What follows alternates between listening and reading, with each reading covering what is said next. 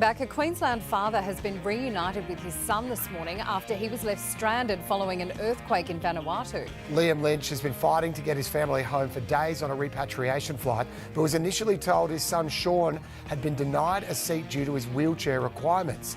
They're back together and join us now live in Brisbane. Liam, it must be such a relief. How are you feeling? Oh, listen, it's sheer elation, relief. I think we're all exhausted after what has been a long 5 days. Sean, you were there when the earthquake first hit. What was it like for you? I was scared, traumatized, and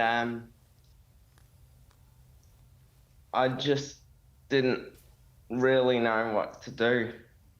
Yeah, no doubt. I'll bet it must have been scary, huh? Yes, it was. Because I think I'm now suffering from PTSD because at every movement in the house, I was jumping at it. Yeah. Liam, you were in Australia trying to help bring your family home. Were you concerned for their safety staying in Vanuatu? How were you through all of this? Yeah, so myself and my eldest daughter, we were due to join the rest of the family on Friday for a family holiday. Listen, I felt really helpless, and I decided to try and focus on doing what I could from here, which was really, push with DFAT to action and ensure that they were actually putting things in place to get my family home. We'd lived in Vanuatu a while ago, so we kind of knew what the deal was, how it was going to probably pan out, but acutely aware that this was something different what had happened. It was on a scale that my wife, her family had never experienced before, and particularly concerned around landslides where my family were staying. And then looking at the forecasts, they were talking about potentially a cyclone hitting the place, heavy rain.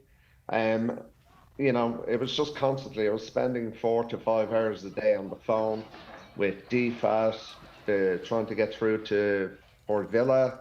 Communications were very, very intermittent. Yeah. Liam, your family situation was made a little bit more difficult because Sean is in a wheelchair, and the ADF was a little bit unsure as to how they could accommodate the wheelchair.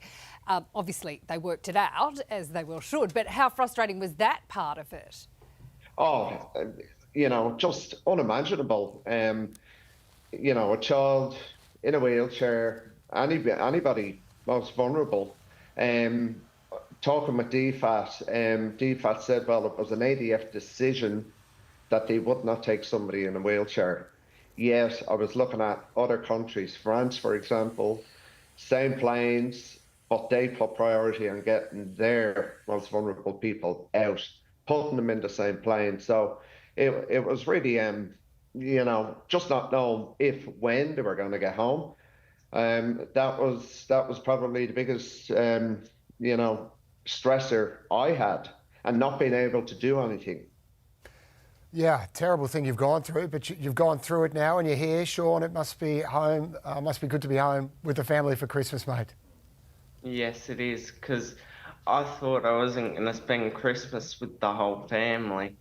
So I'm glad now I get to spend Christmas with the family. Fabulous. Wonderful, mate. And Sean has cerebral palsy, we should point out. Are you in a hurry to go back to Vanuatu, or you be staying in Brizzy for a while?